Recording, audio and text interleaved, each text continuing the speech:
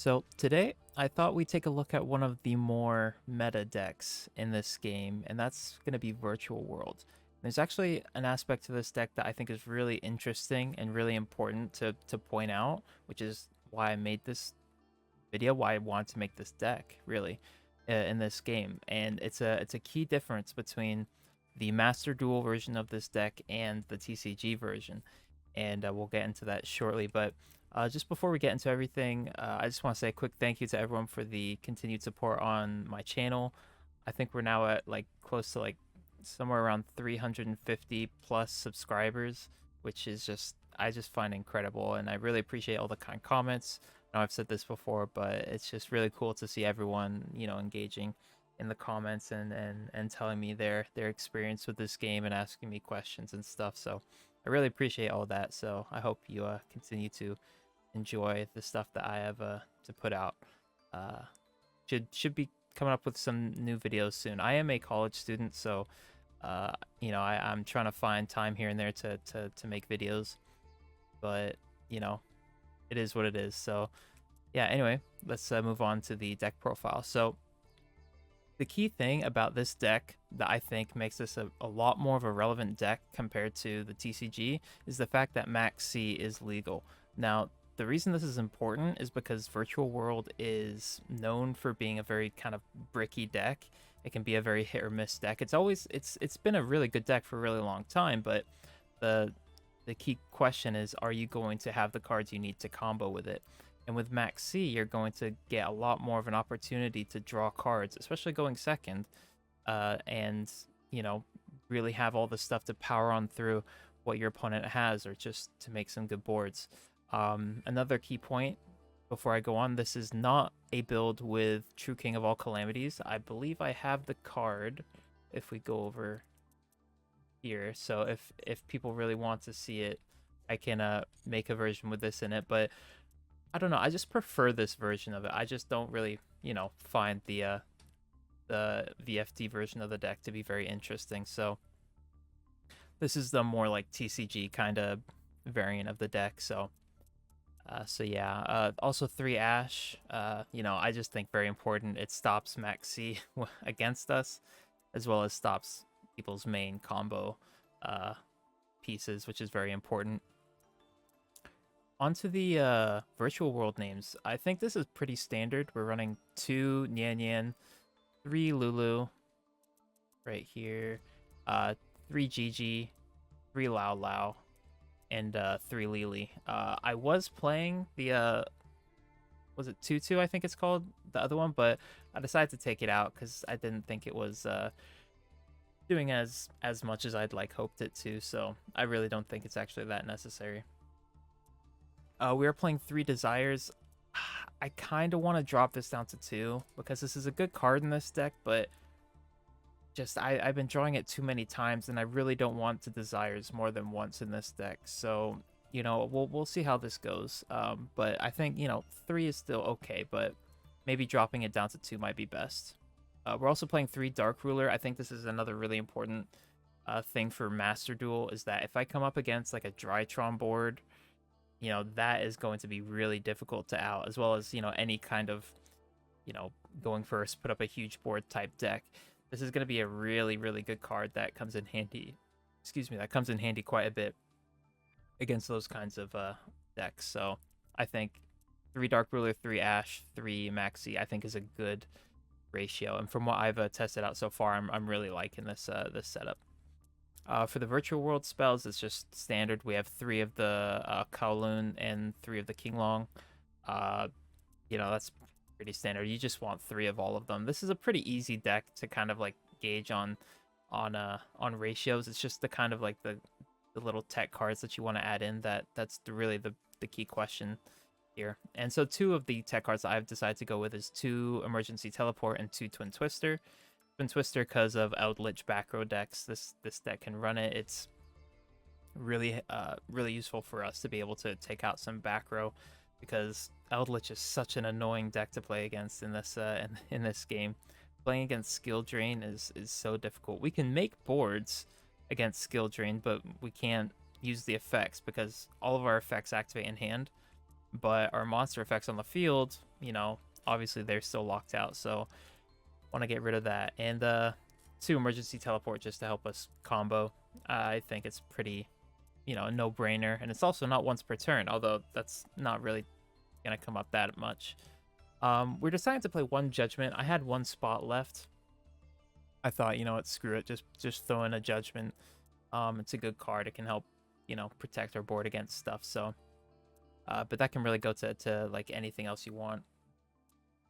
We also are playing the two Chuche, excuse me, and the one what is it, Jianwu? Yeah, or Zhuan, yeah, Jianwu. I forget how to pronounce these cards, but yeah, the 1 reborn and the 2 pops. I'd like to maybe play a 3rd Chuche, but you know, it's not really needed to play a 3rd. So I think this is a good ratio.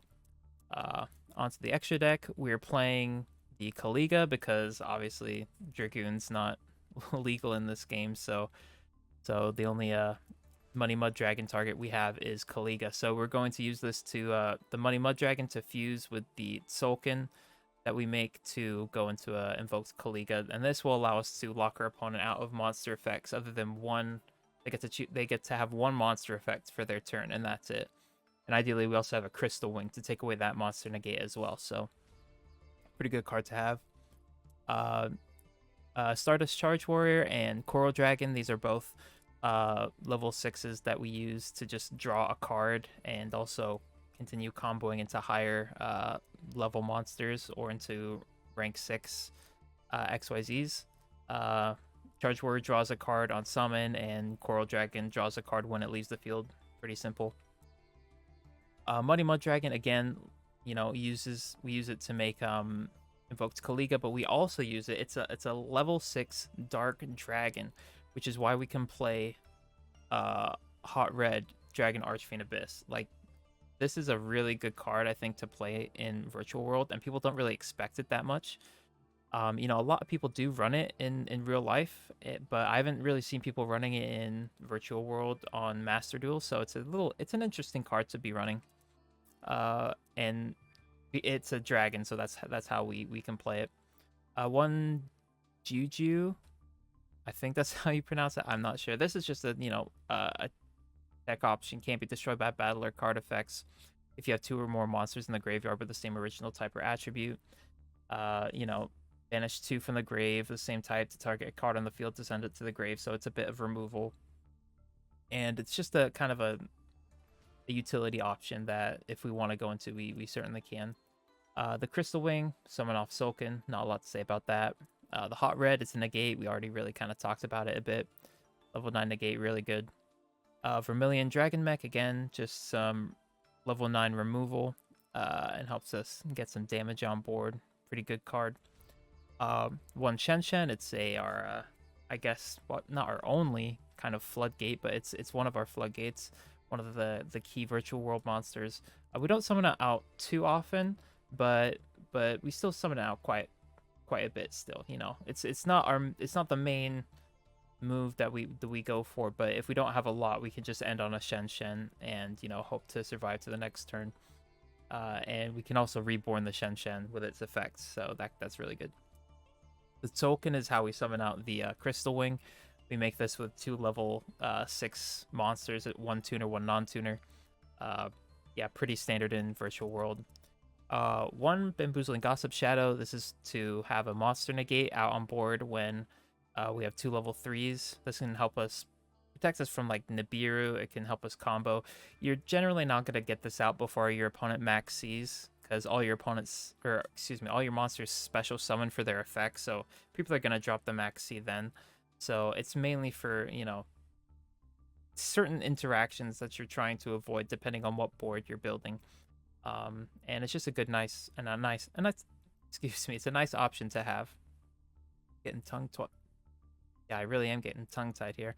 1 M7, again, it's just a good option along with the Fan for 2 rank 6 monsters. It helps us target a card on the field or in the graveyard and return it to the hand, so it's some removal, or we can also use it to get back our Virtual World monsters from our grave to our hand, so it's very good for that.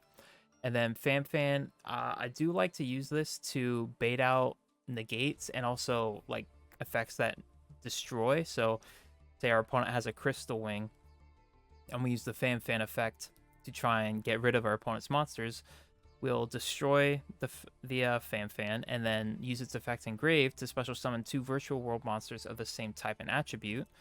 Then we'll go into a M7 with the 2 monsters we summon out.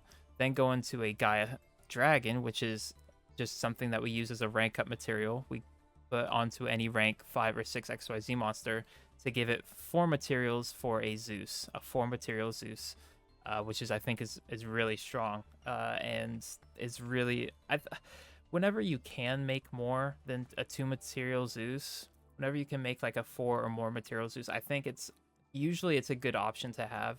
You know, sometimes it's a little unnecessary, but generally speaking, it's always nice to have that option because Zeus is one of the most powerful cards in Yu-Gi-Oh.